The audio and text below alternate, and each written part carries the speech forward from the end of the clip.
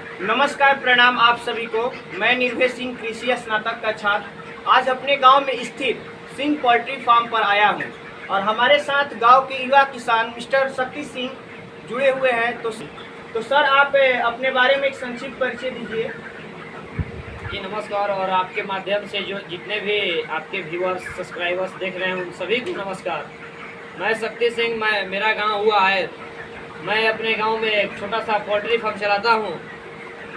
जैसा कि शक्ति सिंह ने बताया कि शक्ति सिंह गांव में रहकर पोल्ट्री फार्म चलाते हैं। सर, पोल्ट्री फार्म के बारे में आप मतलब थोड़ा सा बताते, क्या है पोल्ट्री फार्म, किस प्रकार से इसको चलाया जाता है। सर, पोल्ट्री फार्म के क्षेत्र में आप कितने साल से काम कर रहे हैं। ये पोल्ट्री फार्म के क्षेत्र में हम लोग बहुत दिनों से तो काम नहीं कर रहे हैं, लेकिन लगभग 1 साल से हम लोग पोल्ट्री फार्म का काम चालू किए हैं। और हमारी जो पोल्ट्री फार्म है सगुना से कॉन्ट्रैक्ट फार्मिंग के फॉर्म में चलती है। अच्छा सर, आप कॉन्ट्रैक्ट फार्मिंग करते हैं।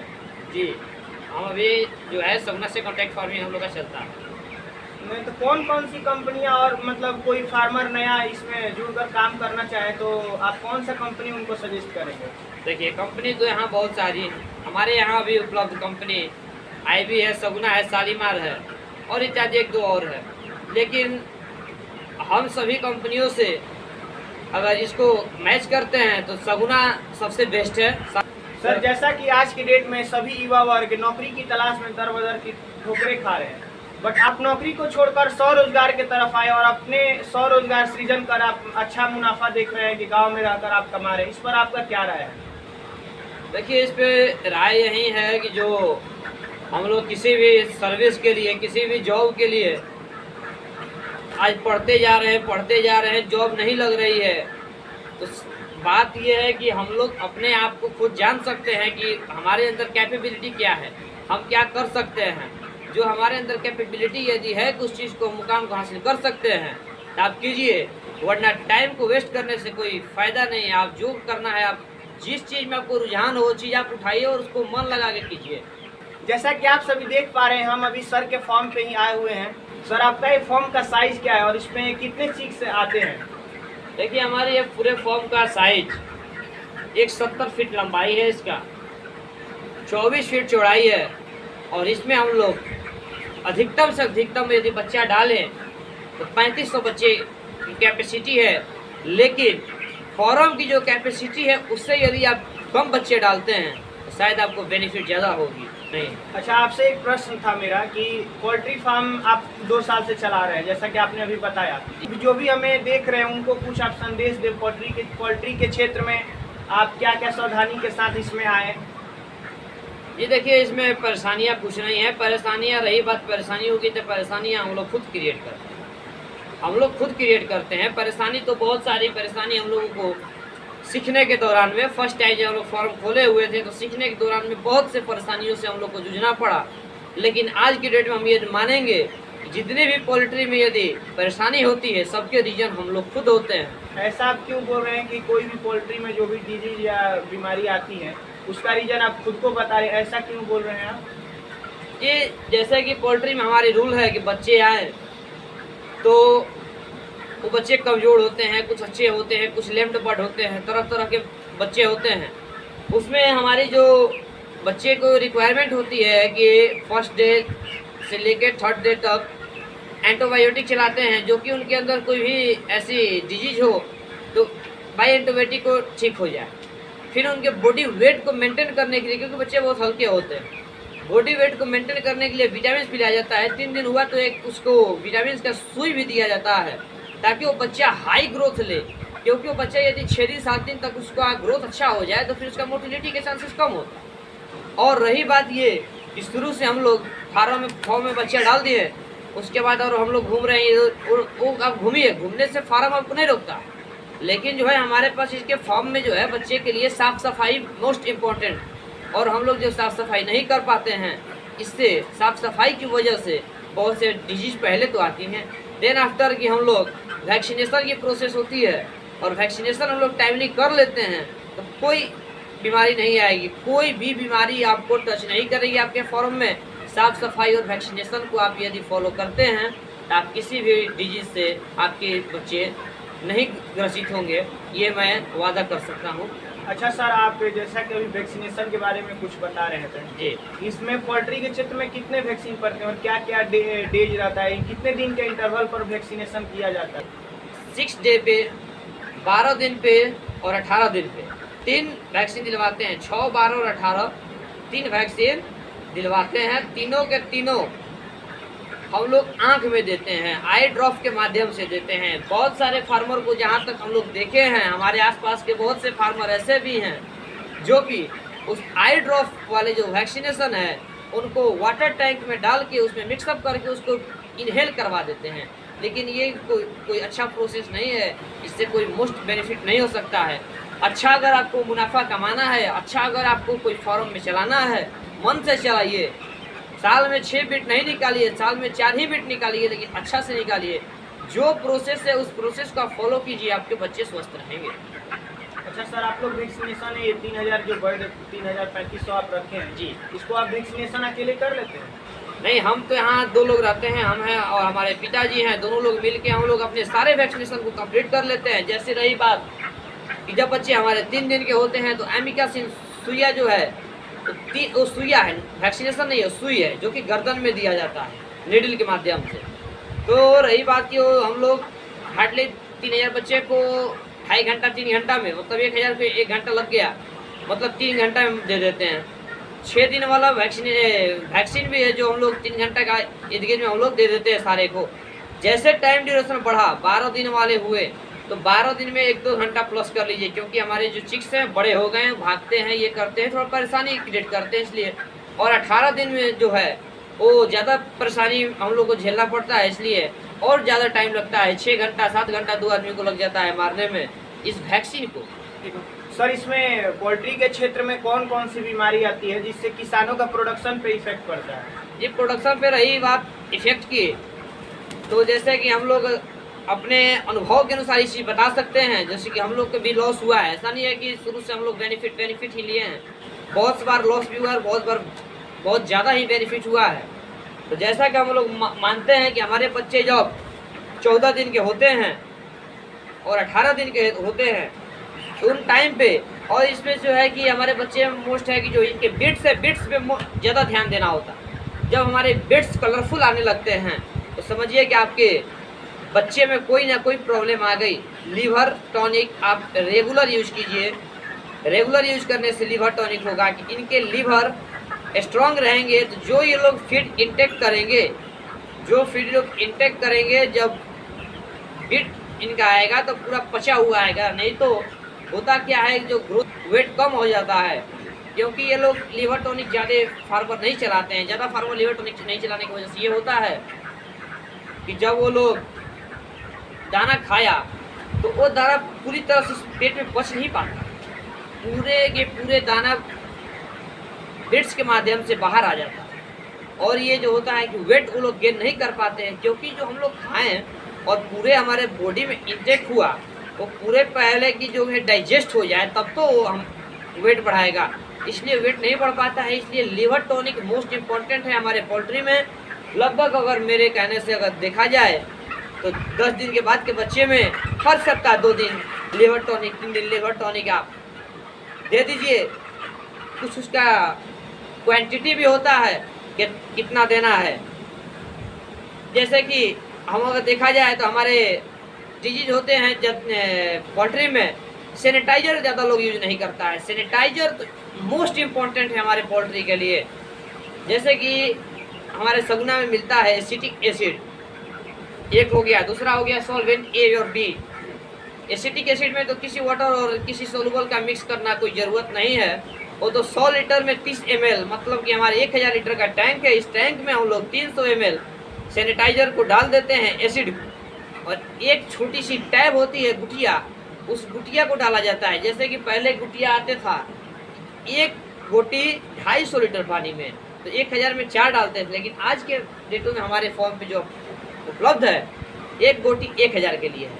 लेकिन रही बात कि हम लोग को अगर ये चीज़ देख रहे हैं कि हमारे क्षेत्र के जितने भी लोगों हैं फार्म चला रहे हैं, वो लोग जब एसिटिक एसिड और गोटिया देते हैं तो फिर इकोलाई से ग्रसित होना पड़ जा रहा है हमारे बर्ड को। ठीक है। हम हम लोग लोग बताइएगा, एसिटिक एसिड देने से इनको क्या फायदा होता है?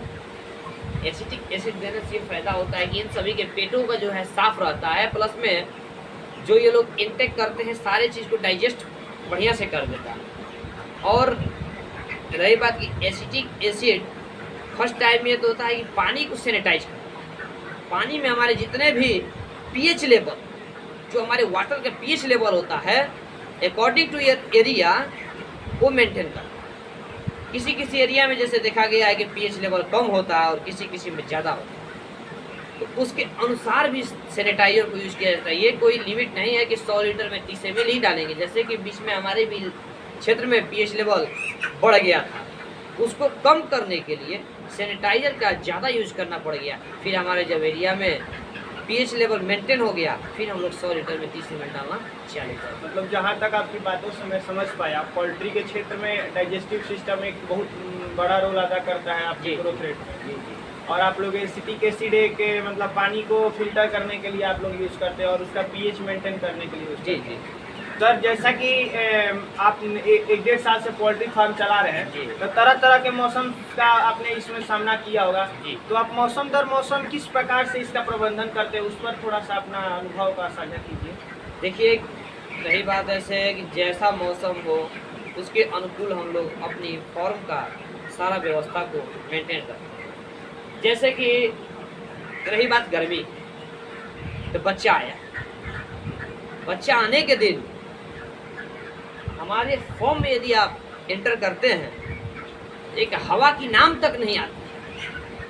हवा थोड़ी कोई रोक सकता है, लेकिन मतलब कहने का मतलब पूरे फॉर्म को हम लोग पैक करके रखते हैं, क्योंकि बच्चे जो आते हैं उनको डायरेक्ट हवा नहीं लगना चाहिए। डायरेक्ट हवा क्या करता है, बच्चे को हमारे बच्चे को सर्दी आ जाएगी, बच्चे हमारे गड़बड़ हो जाएंगे, वहीं से बच्चा शुरुआत से ही गड़बड़ हो जाएगा जब डायरेक्ट हवा लग जाएगा। तो हम लोग जो है पूरे फॉर्म को पैक कर देते हैं। जब हमारे टेम्परेचर मीटर हमारे फॉर्म में वो टंगा हुआ है, उसके ह्यूमिडिटी और टेम्परेचर को मेंटेन करते हुए गर्मी के दिनों में दूसरे दिन से 1-1 फीट पर्दा खोलना चालू हो जाता है, यदि टेम्परेचर ज़्यादा हो तो। ये नहीं कि गर्मी का दिन है और टेम्परेचर पूरा डाउन है, ऐसा तो होता नहीं, लेकिन डाउन है तो पर्दा नहीं गिराएं। बच्चा को ठंडा नहीं देना है, ठंडा मौसम में नहीं रखना।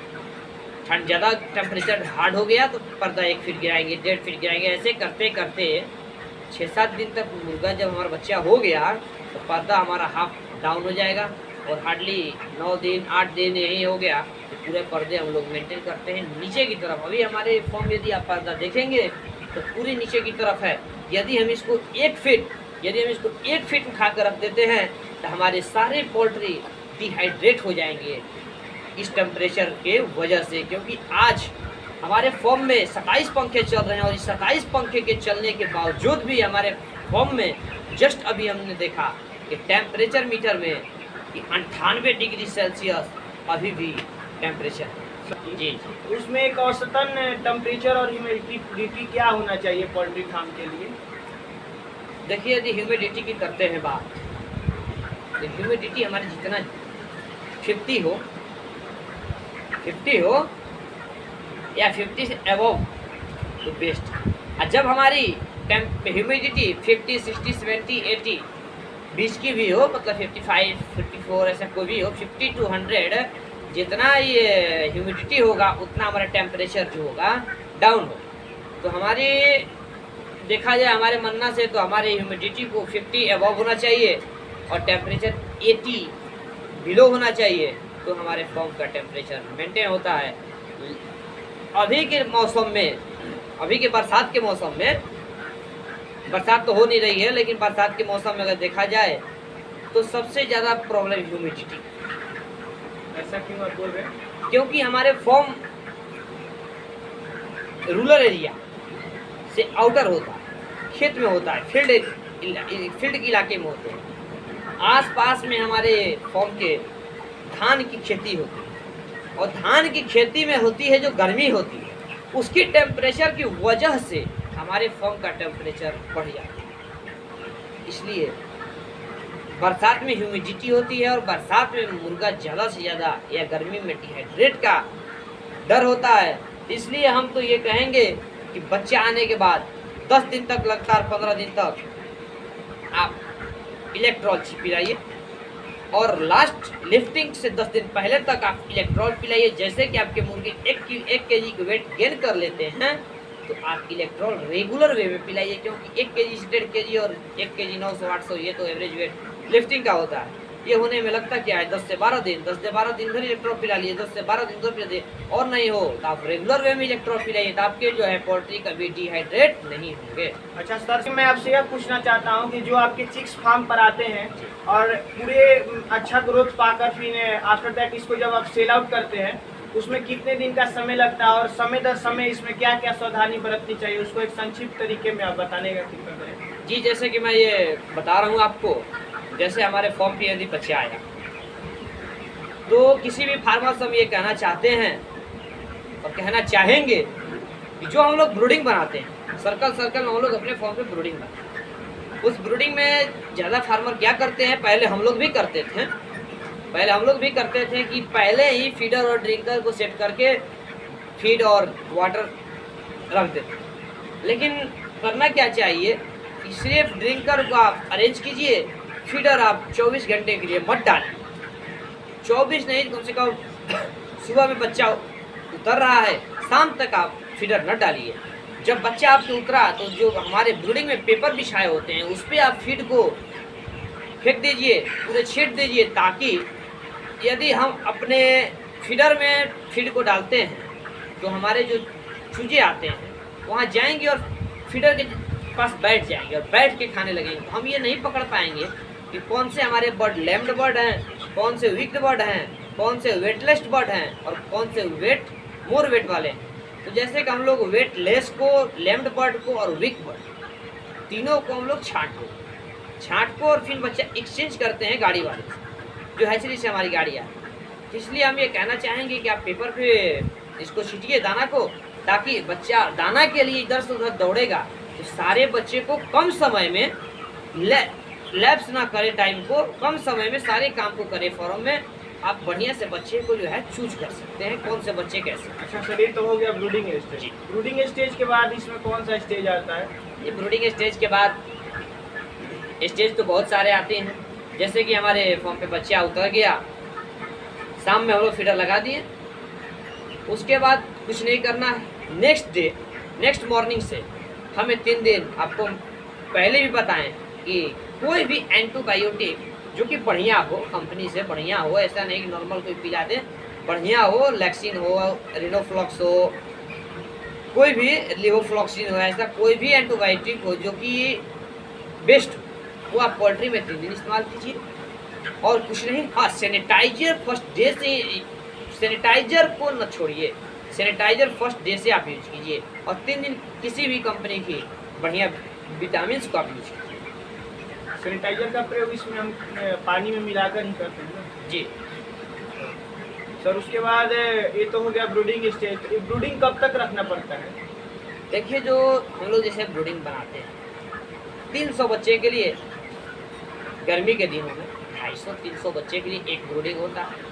हमारे फॉर्म में 3500 का है, 3000 बच्चे डालते हैं, कभी 3200, कभी 3300। ठंडी के दिनों में 3500 का है, दोनों 300 ले लेते हैं, शायद उससे ज़्यादा।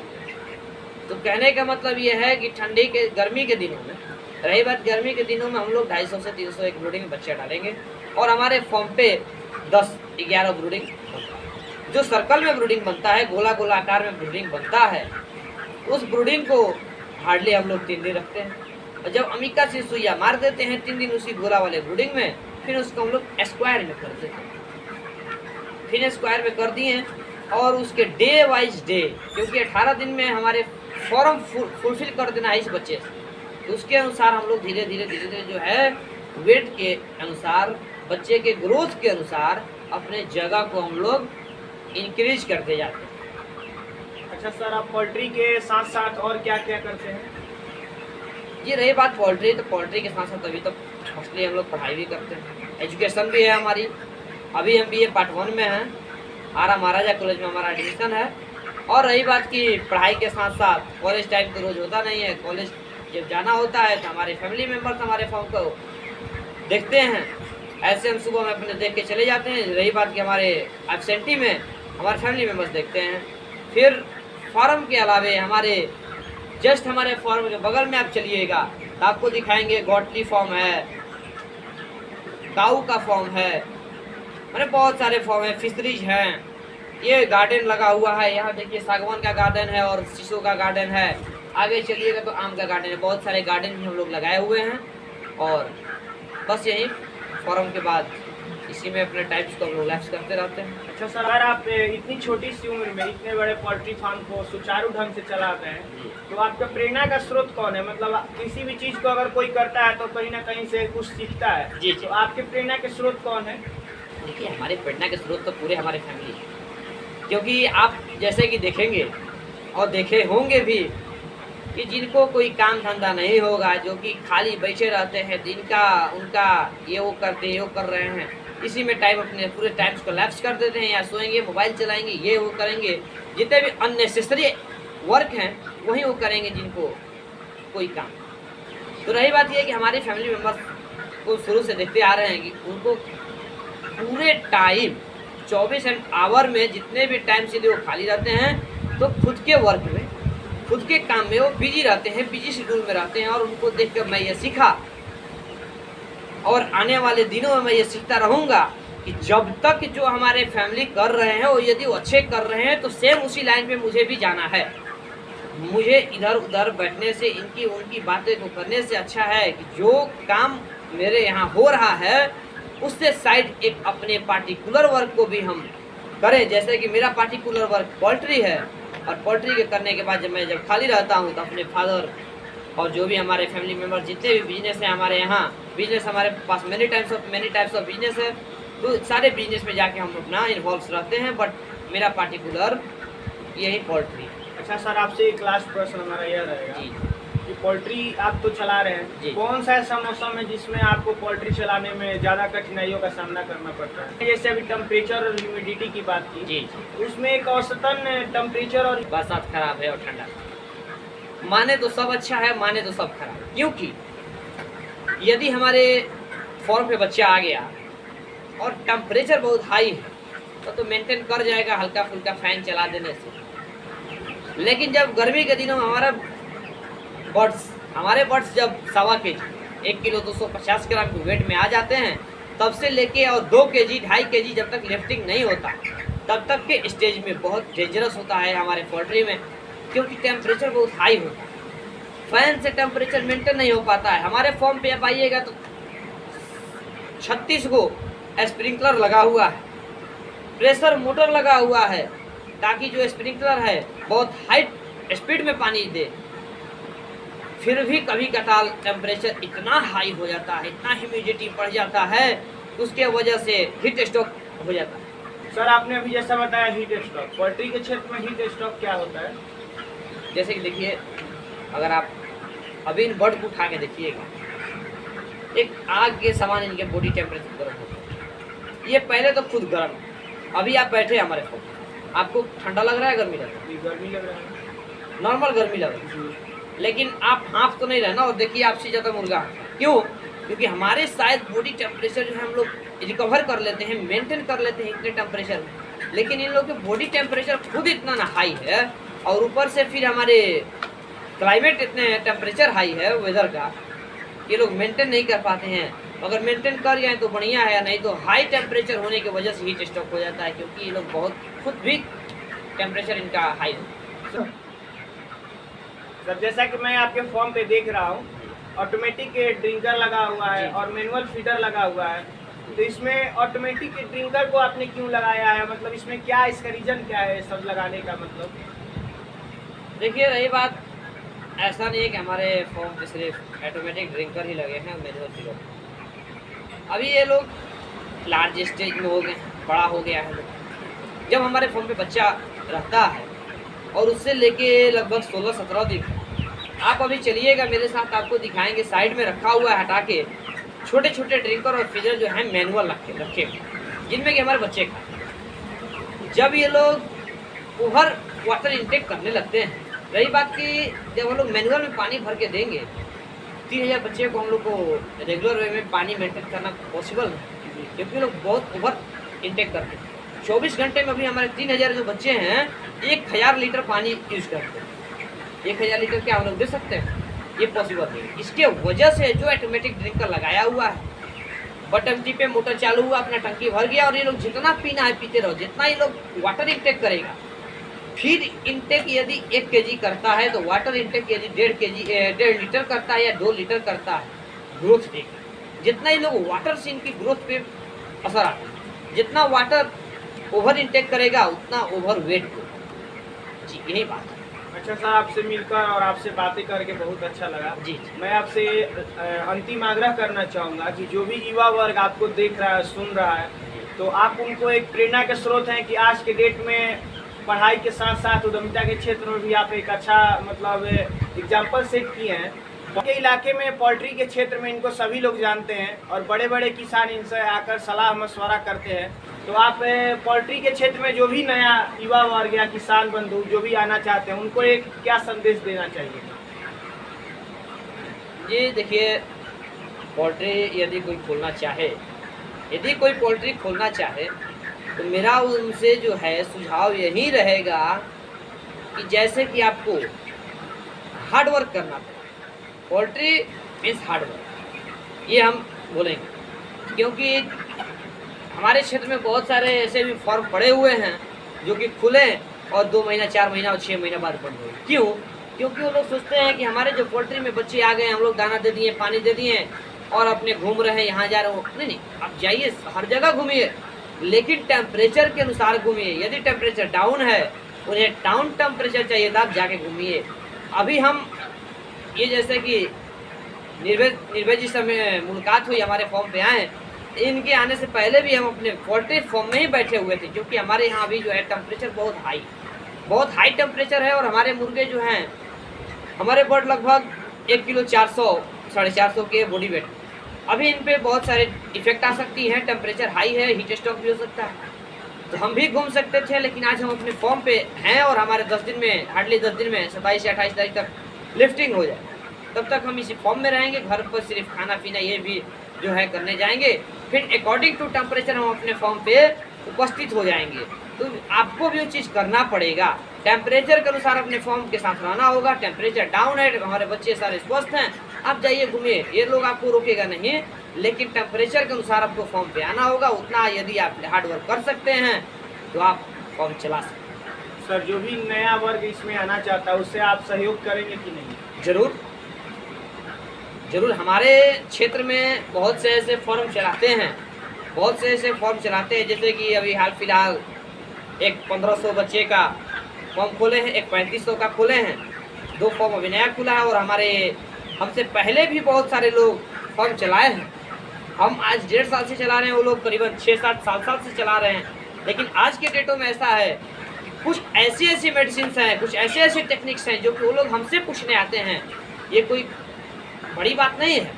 आपके पास यदि नॉलेज है, यदि आपके पास भगवान के द्वारा आपको नॉलेज प्रोवाइड हो गया, तो आपको नॉलेज को किसी को देने में चूकना नहीं चाहिए।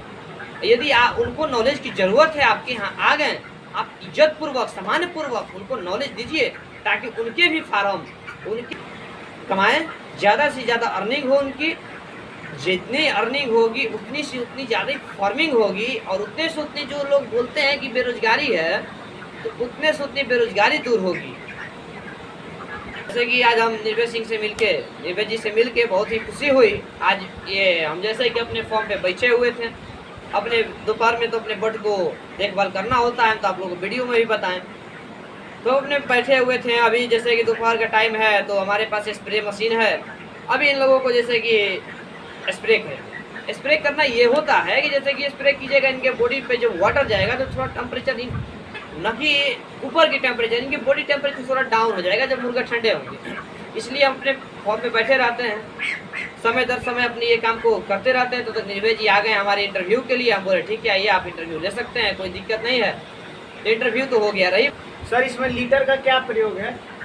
देखिए, लीटर का प्रयोग जैसे ये है, अब हम लोग अपने ऊपर ले लेते हैं। यदि आप बताइए कि आपको एक फोल्डिंग दे के और सुला दिया जाए, और एक साइड एक फोल्डिंग पे गद्दा लगा कर सुला दिया जाए, आपको बेस्ट किस पे महसूस होगा, फील किस पे होगा अच्छा? सर जिसमें गद्दा होगा उस पे गदा वाला अच्छा आपको रहेगा। महसूस होगा, जी। तो गदा वाला महसूस होगा। सेम प्रोसेस इन लोगों पे भी है। इस कुनाई डालने से, इस लीटर डालने से इन लोग को यही होता है कि जो इन लोग की बॉडी वेट है, पहले तो कुनाई नहीं डालिएगा ना तो बॉडी वेट पे भी असर। अच्छा, रही बात ये, कुनाई जब डाल दिए तो कुनाई यदि आप डेली चलाना पड़ता, डेली कुनाई को बिखेरना पड़ता, ऊपर से नीचे, नीचे से ऊपर मिक्सअप करना पड़ता। जब आप मिक्सअप नहीं करते हैं, 1 से 2 दिन आप मिक्सअप यदि नहीं करते हैं, किसी बहुत से हम फॉर्म पे गए और हम ये देखें, पूछें कि जो आपकी लीटर्स है कितने दिन हो गए चलाए हुए, तो बोलेंगे 2 दिन हो गया, कोई बोलता है 3 दिन हो गया, कोई बोलता है रोज चल, दोनों टाइम चलता है फार्मर के अनुसार। जो लोग बोलेंगे 2 दिन हो गया हमको ये कुनाई को चलाए हुए, उनसे हम बोले एक बार आप कुदाल लाइए या आप जिससे लीटर चलाते हैं वो इक्विपमेंट लाइए। जब वो लाते हैं और जब उस फिल्टर लीटर को हम लोग ये बोलते हैं, जब कुनाई को जब हम लोग चलाते हैं उससे गैस निकलती है।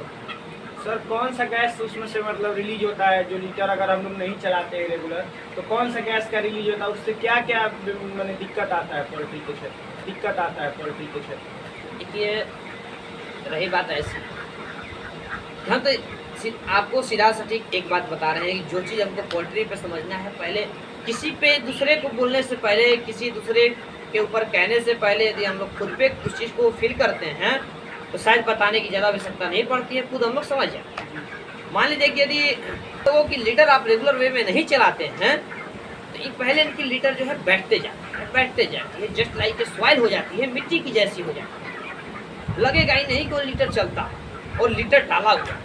जब आप उसको पैर से बिखेरिएगा या किसी इक्विपमेंट से बिखेरिएगा तब आपको लगेगा वहाँ लीटर डाला हुआ, वो भी देखिएगा ना तो केक टाइप बन जाता है, रेगुलर नहीं चलता। अच्छा, जब आप 2 दिन 3 दिन बीच करके चलाते हैं लीटर्स को तो उसमें एमोनिया गैस निकलती है, और वही जो एमोनिया गैस है ना, ये मुर्गे के लिए, इस बर्ड के लिए बहुत से जो है कि हानिकारक होता है, हार्मफुल होता है, और ये डायरेक्ट इनकी सांसों पर प्रभाव डालता है और आंखों पर प्रभाव डालता है, और उस एमोनिया गैस से बहुत से हमारे बर्ड पे नुकसान हो सकते हैं। इस नुकसान से हम किसी भी फार्मर से जो फार्म चलाते हैं या खोलने वाले हैं उनसे हम ये बोलना चाहेंगे या आग्रह करेंगे कि आप लीटर पे बहुत से बहुत ध्यान दीजिएगा।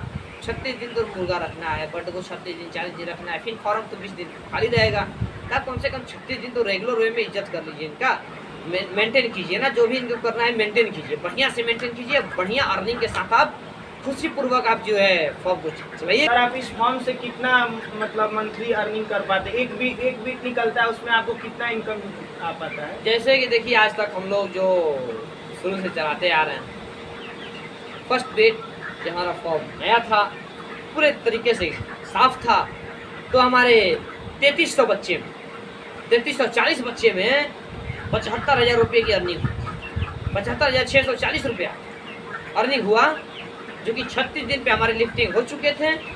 देन आफ्टर 10 डेज आफ्टर हमारे पैसे आए, तो वहीं जो आपको बताएं 75,640 रुपये वहीं आए। मतलब अब इसको सुचारू रूप से चलाया जाए तो मतलब मंथली आप 70 से 75,000 रुपया आप कमा सकते हैं। जी, यदि आप बढ़िया से चलाते हैं और आपकी लक के ऊपर भी रही बात, टेम्परेचर अच्छा हो, ह्यूमिडिटी अच्छा हो, आपके 36 दिन तक लिफ्टिंग अच्छे से हो जाए, मोटिलिटी कम हो, डिजीज कोई ना आए, तो आप 70,000 75,000 आ सकते हैं। और किसी भी किसान भाइयों से हम ये बोलना चाहेंगे कि आप लोग वैक्सीनेशन न छोड़ें, क्योंकि कोई भी वायरल इन्फेक्शन आपके फॉर्म पे न आए, इससे आप बचने के लिए सारे वैक्सीनेशन का आप कीजिए। वैक्सीनेशन देने में कोई ज़्यादा समय नहीं लगता है। यदि आप एक दिन का अमूल्य समय आप निकाल के इनको वैक्सीनेशन दे देते हैं तो आप लास्ट 36 दिन तक आप जो है कि आप खुशी इनको बिता के आप भेज सकते हैं। चलिए धन्यवाद सर, आपसे मिलकर बहुत अच्छा लगा, धन्यवाद। Thank you so much.